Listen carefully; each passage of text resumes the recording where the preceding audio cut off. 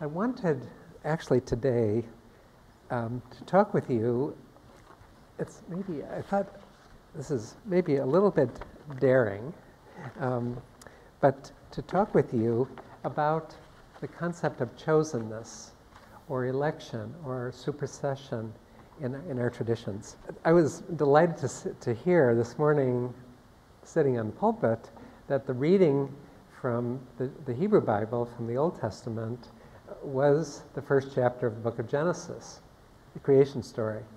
It's a perfect segue to the way I wanted to start today. I want to share with you a rabbinic midrash, an interpretation, an imaginative interpretation, as you will hear, on the creation of the first human beings.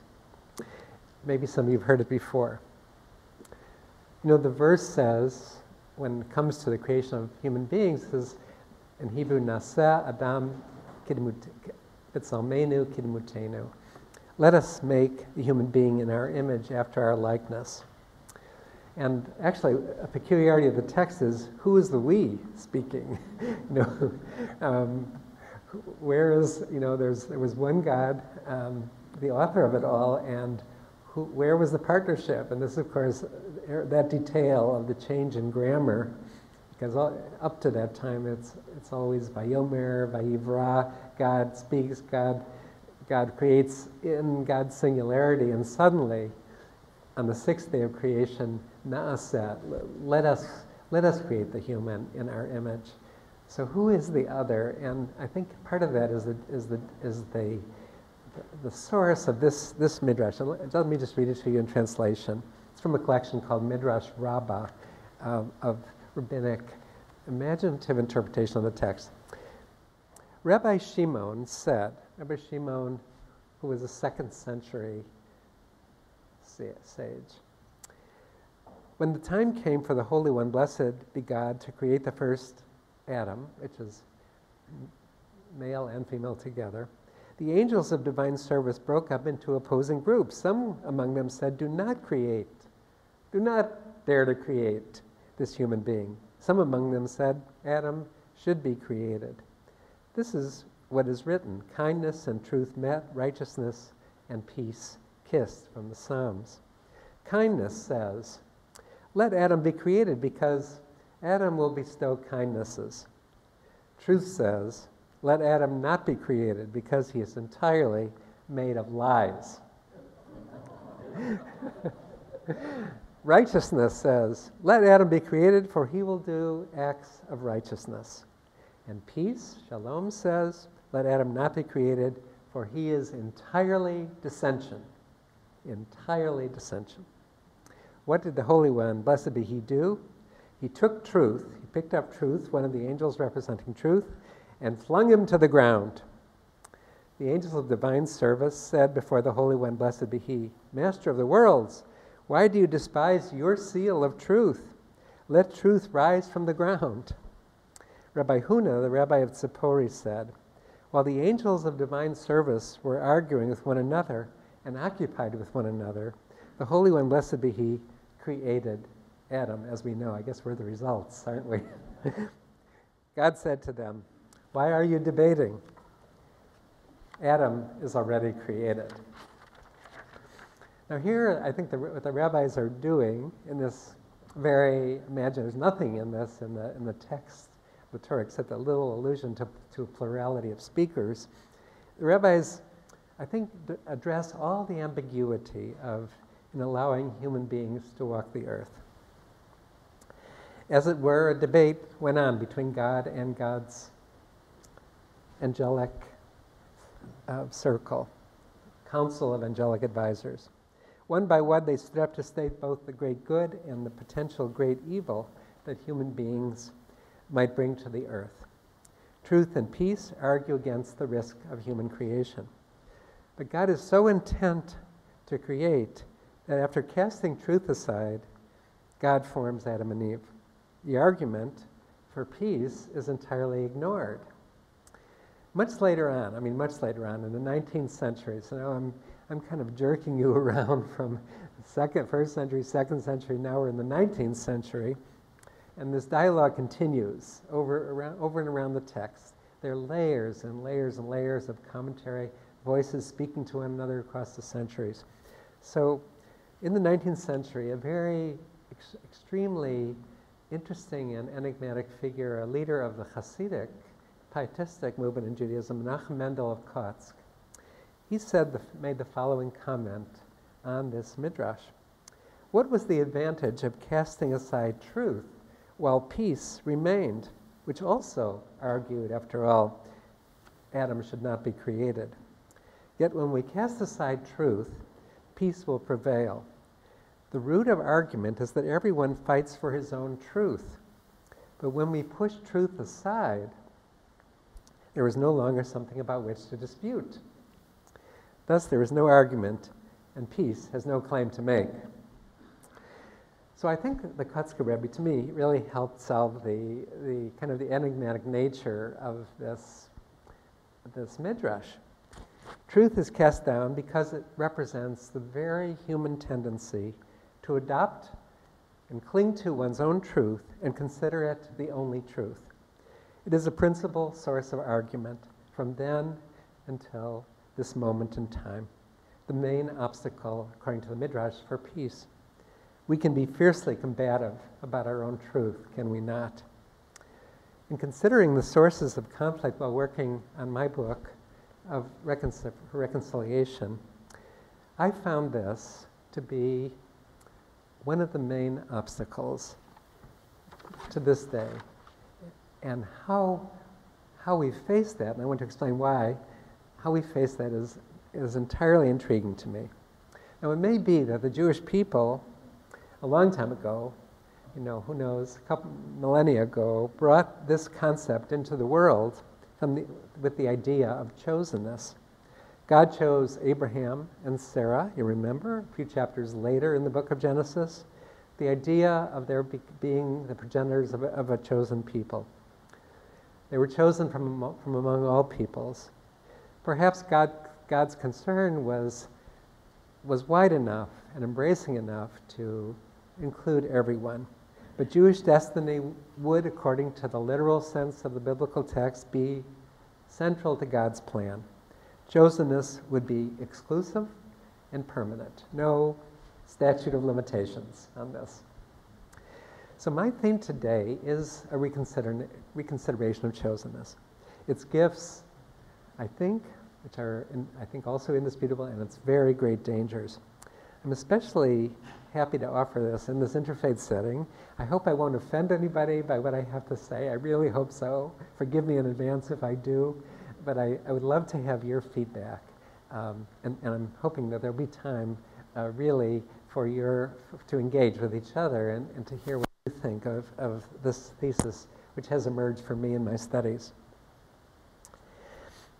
It seems to me that chosenness or election or supersession, whichever word might be used, somehow reflects a very deep human need. We need to know, I think we need to know, that we are all unique, that we have a special destiny, a special reason for being, a special purpose in our creation. It is uncomfortable to think that we are not special, that another way is equally truthful or even superior to our own way. And when we as individuals join ourselves to a people or to a faith group and devote our lives to that message and that particular pathway to God, we need to know that we are devoting our lives to a calling that is more than meaningful. It is one of a kind. We choose to be there because it is not just a random choice, one among others that are equally valid. I was privileged as an undergraduate a long time ago at the University of Chicago to have one of my teachers, Professor Paul Tillich. That was one of the great privileges of my life. He lived out his last years in Chicago, teaching in the Divinity School, University of Chicago. And wherever he taught, I was present. I just was drawn to him, and he actually helped me personally in some of my own studies about Martin Buber, whom he knew personally. And in his systematic theology, his great work, he says something that seems to be, I don't think it would be disputable, if the members of a faith group from within need to feel that they are special, that they are unique, that they are chosen, and that they are confident that their way is God's will. If we were convinced that our way were simply one random option among others, perhaps even inferior to others, why should we persist in devoting our lives to that particular path and not another? In Judaism, the theme of chosenness from the time of Sarah and Abraham has taken off and is alive and well to this day. It's actually very common in Jewish faith and practice.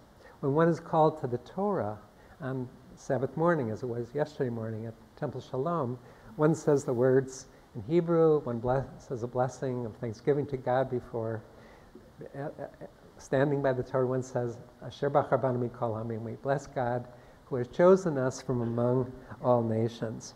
And on the Sabbath or any major holiday, when we raise a full cup of wine to announce and celebrate the gift of that particular holiday, Passover or Rosh Hashanah or any of the major holidays, we always include the phrase, Ki banu, in Hebrew, Ki banu bacharta v'omtanu ki dashta mikol hamim, you have chosen us and sanctified us from among all the nations. And in the morning prayers, said this morning as really every day, before we say the Shema, the key phrase, Hear, O Israel, the Lord our God, the Lord is one, we say, Uvanu b'charta mikol am b'lashon, we bless God who has chosen us from among every nation and language. So the idea of chosenness to this moment in Jewish ritual, for those who make that part of their lives, that idea of chosenness is ubiquitous. It pervades Jewish ritual. However, while feeling oneself as the chosen or the elect feels very good and maybe feels absolutely a necessity, we cannot deny the devastation that it has caused. Listen to the words, for example, from Isaiah Berlin, who was, I don't know if you know his name, he was one of the great public intellectuals in Great Britain in the last century, Jewish by birth, but really kind of the possession of the whole community. And here's what he wrote about chosenness, if you will, or truth. Few things have done more harm than the belief on the part of individuals and groups, or tribes, or states, or nations, or churches, that he or she or they are in sole possession of the truth. It is a terrible and dangerous arrogance to believe that you alone are right, have a magical eye which sees the truth, and that others cannot be right if they disagree. This makes one certain that there is one goal and only one way for one's nation or church or the whole of humanity, and that is worth any amount of suffering, particularly on the part of other people, if only the goal is attained through an ocean of blood to the kingdom of love. Or something like this, said Robespierre and Hitler and Lenin and Stalin, and I dare say others in the religious wars of Christian versus Muslim or Catholics versus Protestants. They sincerely believed this, the belief that there is one and only one true answer to the central questions that have agonized humankind, and that one has it oneself, or one's leader has it. This was responsible for the oceans of blood, but no kingdom of love sprang from it or could. This was Isaiah Berlin.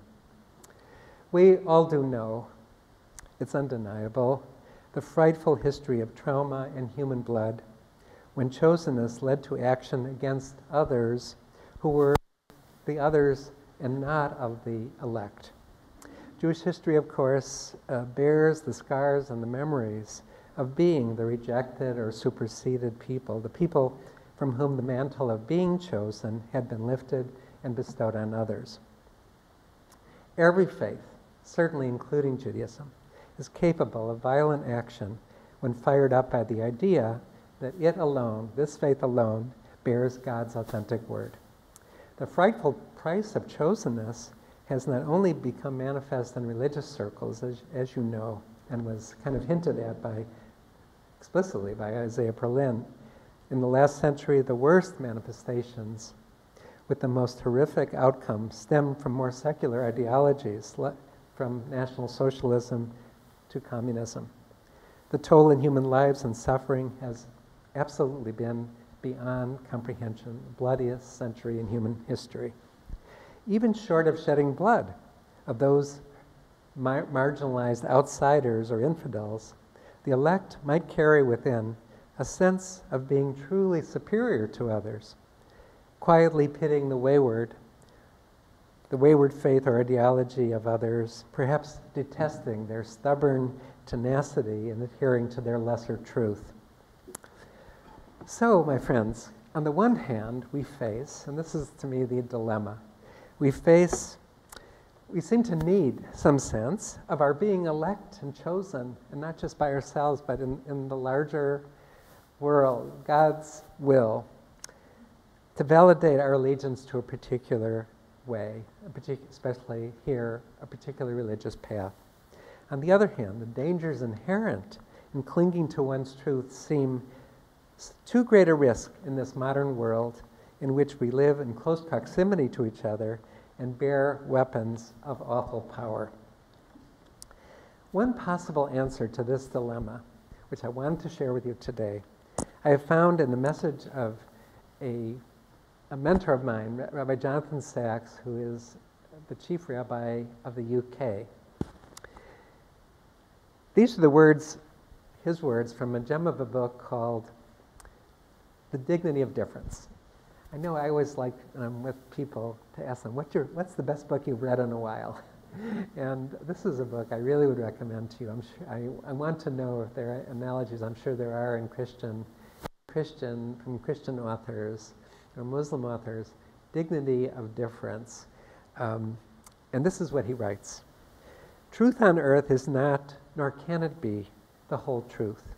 It is limited, not comprehensive, particular, not universal. When two propositions conflict, it is not necessarily because one is true and the other false. It may be, and often is, that each represents a different perspective on reality, an alternative way of structuring order, no more or less commensurable than a Shakespearean sonnet, a Michelangelo painting, or a Schubert sonata. In heaven there is truth, on earth there are truths. I wanted to just read that once again. There are a few lines here that are just, to me, just catch the point. In heaven there is truth, on earth it's plural, there are truths. Therefore each culture has something to contribute. Each person knows something no one else does. The sages said, who is wise? One who learns from all people. The wisest is not one who knows himself wiser than others. He is one who knows all people have some share of the truth and is willing to learn from them, for none of us knows all the truth, and each of us knows some of it. Nothing has proved harder in the history, this is still Rabbi Sachs, in the history of civilization than to see God or good or human dignity in those whose language is not mine, whose skin is of a different color, whose faith is not my faith, whose truth is not my truth.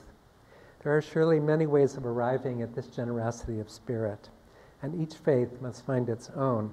The way I have discovered, having listened to Judaism's sacred texts in the context of the tragedies of the 20th century and the insecurities of the 21st, is that truth at the beating heart of monotheism is that God is greater than religion.